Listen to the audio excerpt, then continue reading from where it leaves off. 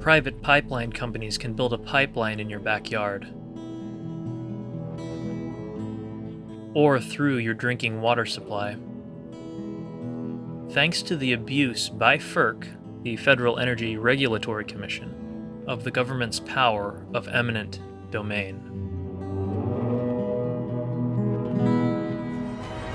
The Appalachian Basin in West Pennsylvania holds some of the world's largest shale deposits. A fleet of ships would create a virtual transatlantic pipeline to supply INEOS's European businesses with the US gas they desperately needed. The only problem was how to get the gas to the coast, 300 miles away. And so a deal was struck with oil company Sunoco to pipe the gas to a facility west of Philadelphia. Eminent domain allows the government to take a person's land if it is for public use, such as to build public roads, schools, and parks. But FERC, carrying on the US-American tradition of the stealing of indigenous lands for exploitative use, allows the taking of a person's land for the private profit of pipeline and oil and gas companies.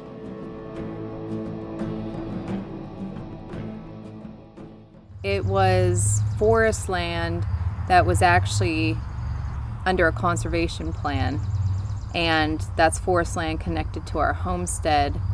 And so now what's happening is that is being turned into an industrial zone. We've gone a legal route. I mean, when they took us to court for eminent domain, we fought that. The oil and gas taken from underneath land is not always sold to people to heat their homes or keep the lights on. Much of it is sold for export by private companies for private profit.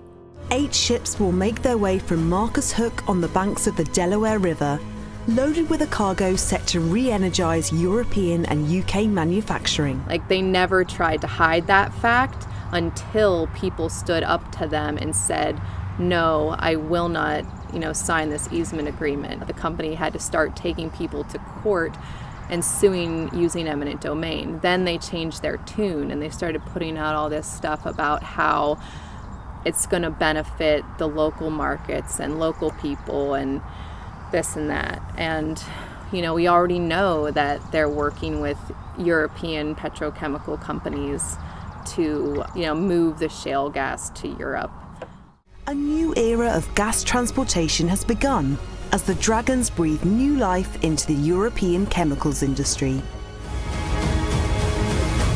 INEOS isn't the type of company that will sit back and wait to see what happens. It's the type of company that will be proactive and define its own future. Off of exploitation. That's how billions get made. Like, you take from somebody else. You take from the earth without giving anything back. That's the direction that Pennsylvania is taking things in favor of corporations. We have at least 3 legal avenues that we're still pursuing. But yet, they can come and they can work, they can cut trees down, they can put pipeline in, they can drill through the wetlands with, impunity at this point. He said the 2 words eminent domain, which made my husband's head explode. They start sending out letters. If you don't sign this easement within 30 days, we will proceed to use eminent domain to condemn your property. It became apparent that I wasn't going to sign. Then they threatened me twice with eminent domain. Protesters marched directly up to a drill perched along the Conestoga River. Lancaster County does not think that the pipeline is welcome here, and Williams is not welcome here. Respect these spirits, respect the land. I think it's an insult. I would definitely not go to other people's sites and try to destroy their home for the sake of money. As a tribal leader, I have to stay here.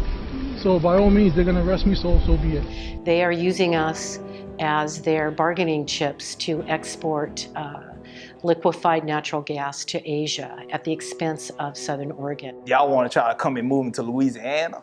Y'all want to try to think about, try to gain our trust? Y'all came and gained the trust over here in Pennsylvania. What make y'all want to come to Louisiana, The agency says refineries in the region already have sufficient supplies and little capacity for processing more crude. And it says Minnesota's demand for gasoline appears unlikely to increase over the long term. This is going to cross the Missouri and the Mississippi rivers, which 18 million people directly get their water from these two rivers. It is up to the citizens in the community to make sure that their water and their air stay healthy. So why can these oil and gas and pipeline companies use eminent domain for private profit rather than the public good? Primarily, FERC is a rubber stamp agency, unfortunately funded by the projects it approves. So in order for it to keep existing, it has to keep approving projects. FERC is an incredibly abusive agency that is totally in the pockets of the pipeline industry. They always put pipelines over people, pipelines over the environment and our natural resources. They are not to be trusted. Is the private profit of one company at the cost of climate change, clean air and water, and people's land for the public good?